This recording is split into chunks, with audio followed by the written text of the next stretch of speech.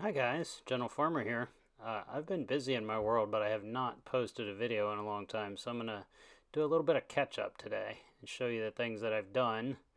I'm going to walk around my world and show you different things, and then I've got a few little mini videos that I'm going to show you about how I made some things. So let's start first with this pumpkin and melon farm that I'm standing on top of. It has 4 layers that grow pumpkins and melons, and when they grow, the observers see that they've grown and they break them off and they're collected in a chest. So I'll show you that first. So the first thing I did was made this hole 9 blocks deep, not counting the trough. The water column at the bottom is actually 10, I believe. But each layer of this takes two vertical blocks. So I went down, I wanted 4 layers, so I wanted to go down at least 8. You saw a pumpkin go by just then. So I dug it 9, 10 blocks deep, and then let's say 5 across, but I actually went like 7 across because you need to do some work behind the pistons. All right, so I dug it that deep and square. And the pumpkins, when they are harvested, melons, when they're harvested, come up that water column. They come up to the top of this. Then there's a cross. I have a water bucket at the back that flows across the top of the water column and into the hopper. And you saw a pumpkin go in just there.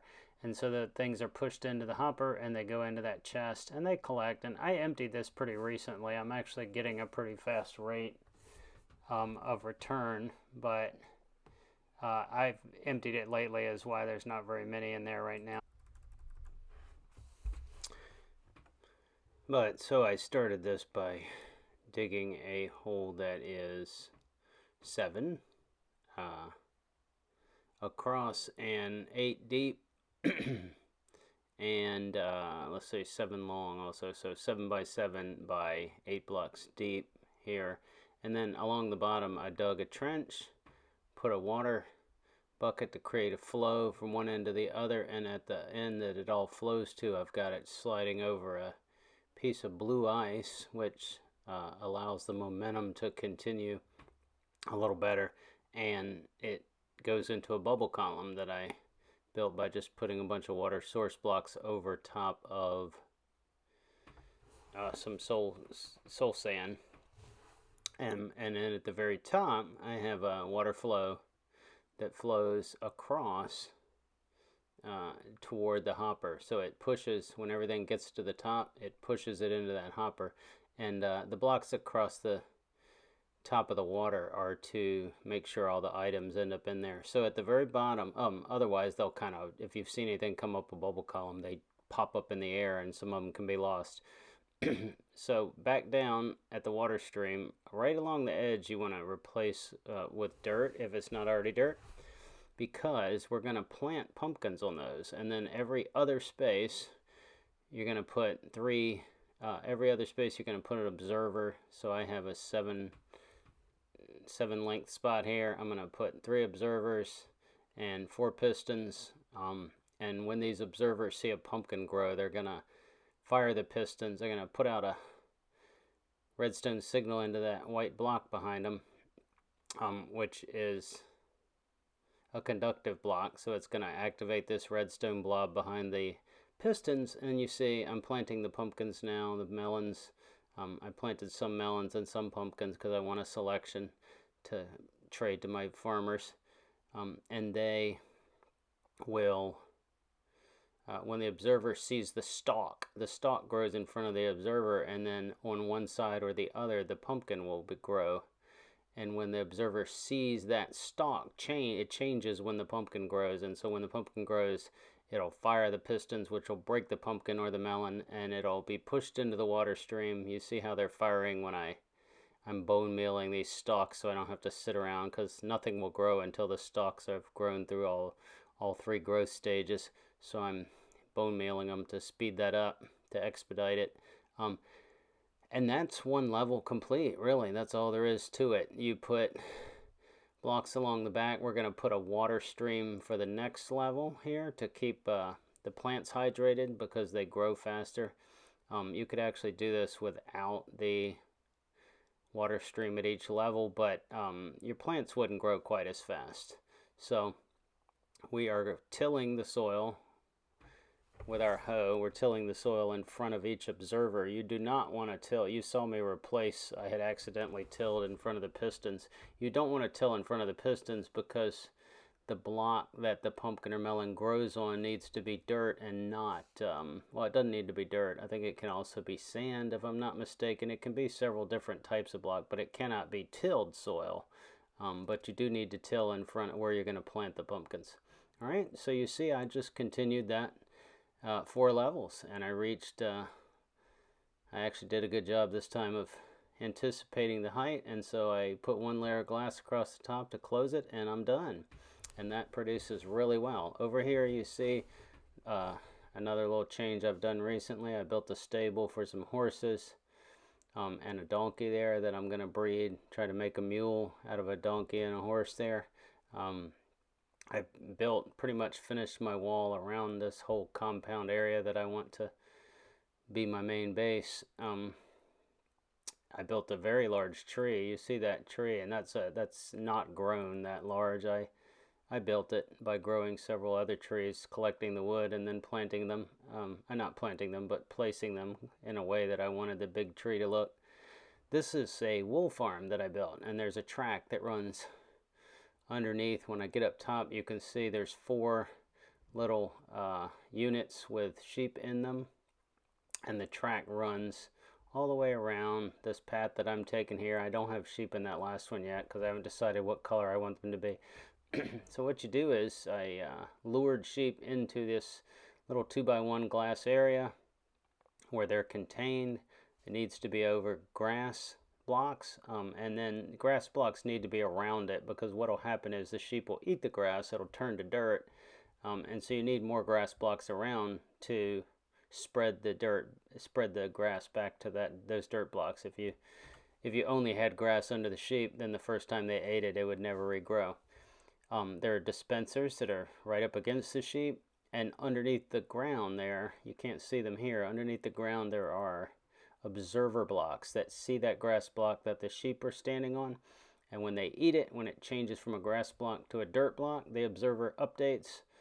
It sends a signal to a repeater, which sends a signal to the dispenser, which dispenses a pair of shears the sheep. You can actually, a dispenser with shears will actually shear the sheep, and then the shears will stay in the dispenser. It doesn't actually shoot them out. And so it will continuously shear those sheep, and every time they eat grass and regrow their coat, it'll see that update, it'll shear them again. And this collects wool for me very quickly. And then you see I'm using brown glass there to indicate those are brown wool sheep. The white ones indicate white wool sheep. I still have a few units that I could put other colors in that I haven't used yet. But I will decide then, kind of based on projects that I need, or on if I find another villager that wants to buy a different color wool, I may lure some sheep in there and color them for that villager. But for now, that is my wool farm. And I'm not crazy about where I put it. I kind of half blocked my doors, so I'm going to have to do some kind of creative aesthetic building there to make that look a little cleaner. But I'm heading over now. I want to show you the iron farm. I think was one of the last videos I made, if not the last, was this little iron farm, which has, wow, just really gone gangbusters. Here you see we've got 6 or 8 stacks of iron ingots, and I actually emptied this fairly recently. I have been over to this thing since I built it 3 or 4 times and found it full. It's been making so much iron. I have stacks and stacks of blocks of iron. If you're not aware of it, you can take 9 ingots and make them into a block of iron. And I have, 8 or 10, maybe not that many, maybe 6 stacks of iron blocks. All right, so it's more than I ever need right now. I'm actually at the point where I may start building buildings, some industrial looking buildings that are made out of iron blocks, because I don't need them for my redstone. Yeah, I've got more than I need for my redstone. So this is the villager breeder that I know was in one of my last videos. I've built a rail that goes to it, and you see it's producing a lot of villagers that right now have no profession. This track runs down to, there's an iron golem. He spawned, the villager spawned him spontaneously. I didn't build him. When they get frightened, or if there's 3 or more villagers, and usually when they get frightened, they see a zombie or something, they can spontaneously generate a golem if there isn't one already. And I think there's 2 around here now. And it's based on the number of villagers. But you see here this rail, I've turned on hitboxes now, and you can see where the villager just sort of goes over this edge, and when I send a minecart down here, its hitbox just intersects with the hitbox of the villager that's been pushed to the front there. And so the villager will actually pop right through that glass into the minecart and run in here. So I'm going to show you a little a video I have here in a minute of how I get the villager in here, how I get him into a area. I put them in a little 1-block area so that they don't move around, and I put their workstation in front of them. And when you do that, it changes them from an unemployed villager to having a profession, and you can control what profession they get. And you can actually, you'll see when I put them in here, I actually break their workstation, replace it, break it, replace it, until I get just the trades that I want, that I'm after. And it's only that first trade that you can really control, because once you've traded with them for a while and they become journeymen or experts or masters, they get additional trades, and there's no way that I'm aware of to know up front what those additional trades are going to be. But the first one, you see this guy was a power 4, and he's the one that I'm going to show you a little video I made of when I created him. So I start by making books, because I want him to be a librarian. I make 3 books. I'm going to take some wood blocks, some wood planks, make a bookshelf, 3 books, 6 planks, bookshelf, and then I'm going to take that bookshelf and 4 wooden slabs, and you make a lectern, and that is the workstation for a librarian. So I'm building a little space for him. I put these trapdoors. It doesn't have to be dark oak trapdoors, that's just what I want. And what I do is I put those above him, and my understanding of the mechanics, I'm not an expert on this, but my understanding of the Minecraft mechanics is that that extra headspace fools the villager, fools the entity into believing it has more space than it does. And in order to refresh their trades, the villagers need more than 1 block of space. What I understand is if you didn't give them that, they would not refresh their trades. Whether or not that's true, I haven't tested so much. You see there, I'm turned on hitboxes again so I could make sure I hit the minecart. I pulled him in a minecart. I contained him with fences so he wouldn't wander off while I was trying to get him trapped in there. I pushed him back into that spot, which is, I actually cut out some of the video there, because if you've ever tried to do it, you know they can be a nightmare. They have their own minds, such as they are, and they try to wander off. So I've pushed him back in there. I'm going to try to place his workstation here in front of him. You don't have to place it backwards like this. I just aesthetically like it to look like the lectern is facing him. And he's kind of moved forward to where it won't let me place it on that block because he's partially on it. So I pushed him back. So I place a lectern. You see he doesn't have any great trades at first. He'll take paper, but I want something magical. So I break his lectern, I replace it, get quick charge. And so I went through this a lot of times. I'm fast forwarding here. There was some looting, but I already have a guy that sells looting. And you just break and replace and break and replace this lectern until he gives you a trade that you like. And once you get that trade, the trick is you have to trade with him to lock it. Once you lock it, it'll stay.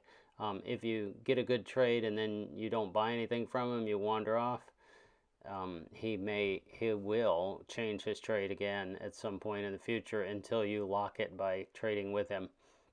And once you trade with him, it won't change. So then you can do. So I got power 5, which is actually great. That's an enchantment for your bow that makes it as powerful as you can get. Power 5 is the highest it can get.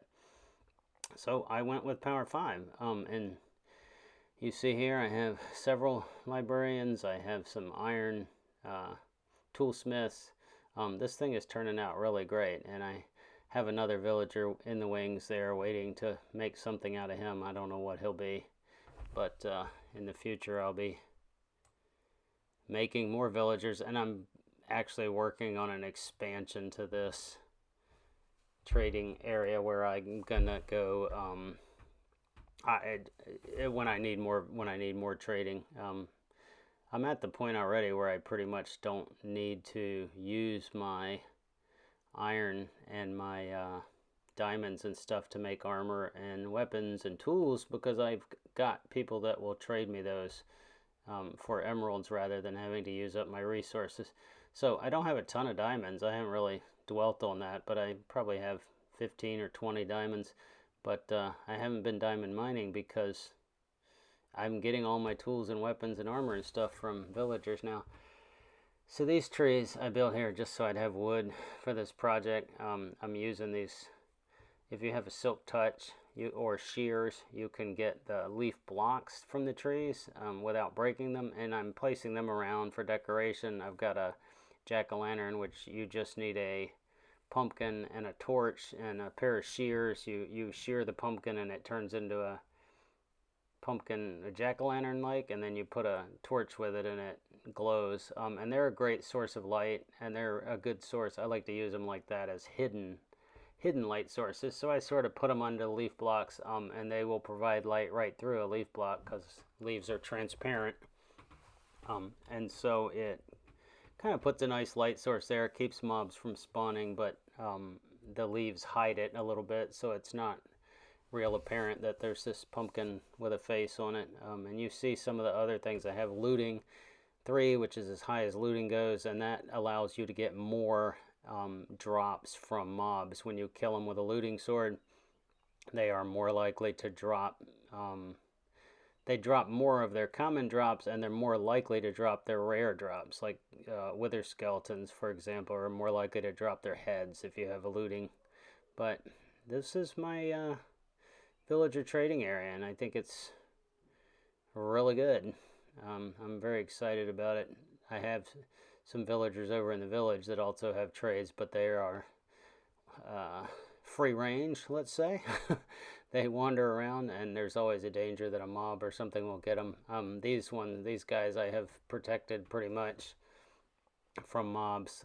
There's only a couple of doors, and once I am finished filling it up, I'm gonna put iron doors on it, or at least permanent doors on it, so that nothing can get in. It's well lit. I've wandered around to make sure that it's lit up so no mobs are generating inside. And I also don't stay up overnight in there much. I've got a bed, and when night comes I sleep, so that keeps mobs from spawning. This is where my portal that goes back to the nether, and I can scamper back home. Saves me a little bit of time, and you see I'm building a building around it that will be a future trading hall when I need to expand. My nether hub, this is in the nether. I've got several portals that go to different places. That's the one we just went through. There's the portal near my home. There's the one down here that goes to the village over in the savannah area. These zombie pigmen or zombified piglins. I'm showing my old age by calling them zombie pigmen. The name changed with the latest update, but this is another hub way down there. There's a portal that goes to a village that I discovered on my exploration. This thing right here I want to show you is a automated bartering farm, and I have a piglin that I've lured in there with a ingot of gold. Piglins will take, if you give them a gold ingot, they will take it, admire it, and then they will give you something for it, which is random. So what I did was lured this piglin in here, and he's standing on top of a hopper, and there's a dispenser up in there that will dispense, or dropper that will dispense a ingot of gold to him. Assuming I have some, I have to fill it up, and I don't have a ton of gold, but as I come by some and I don't need it for other things, I put it in there, and the dispenser will shoot an ingot of gold out to him when I push this button. To start it, you prime it by pushing the button, and that turns off a redstone torch, and then when it comes back on after the button reactivates, it dispenses a bar of gold, and the piglin gets the gold. He gives you something, drops something, and whatever he drops goes into that hopper. And behind the hopper there is a comparator that sees that the hopper is full, or sees that there's not full, sees that there's something in the hopper, and it will turn the torch off and then back on, and it will pop out another gold ingot. And so I could put in whatever, stacks and stacks of ingots, and it will pop them out to him one at a time, and he will trade, he will give me things for it, and you get some really neat stuff that way. But that took some doing. It's not easy to lure piglins in there. If you don't know, they'll attack you if you don't have gold armor on, so I had to put on gold armor, lure him close. Sometimes I took my armor off so that he would chase me until I got him right where I wanted him, and then I threw an ingot of gold up there. I actually had a redstone torch that was locking that hopper so it wouldn't suck it up, and I lured him in there, and when he stood on there I glassed him in so he couldn't get out. I also gave him, if you noticed, he had chainmail leggings on. Those are mine. They work like a name tag. If you don't have a name tag, you can give a mob a piece of armor or a tool. For some reason I find they're more likely to put on armor than they are to pick up tools, so they don't always do it. But if they pick it up, it works like a name tag. They won't despawn if they're holding a player dropped item. Okay, so that keeps him, that means when I wander away from him, he doesn't despawn, and that piglin stays there. This is a little bit of nether wart. I'm going to do a separate video, I think, on a nether fortress, because it's going to take a little more talking to do, but I've got some nether wart which allows me to brew potions now. I'm very excited about that. And I've planted it. As long as you plant it on soul sand, it'll grow. When it reaches full size, you can harvest it, and you get more than one. Like when you harvest one, you'll get 2 or 3, and you can replant them. And so if you get just one nether wart or a few nether wart, you'll never need any more unless something goes wrong and you lose it. You can just keep making more and more. This is a basalt generator, a very simple one. It's not automated at all. It's just lava that flows over soul soil, and if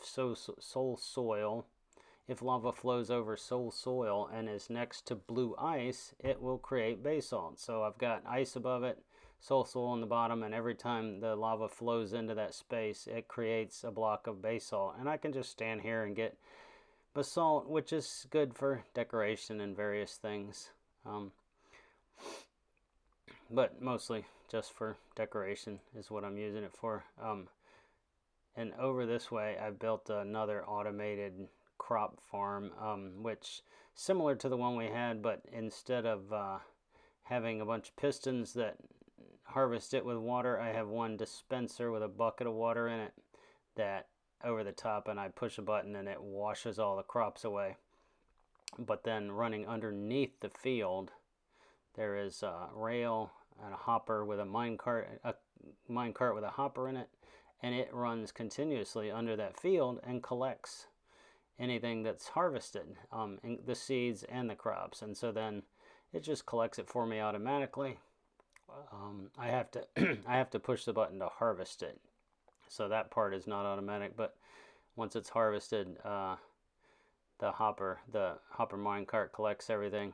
All right, there's one more golem dying, which is very exciting. That thing has been producing a ton of iron. All right, that's the video for today. Thanks for watching, guys.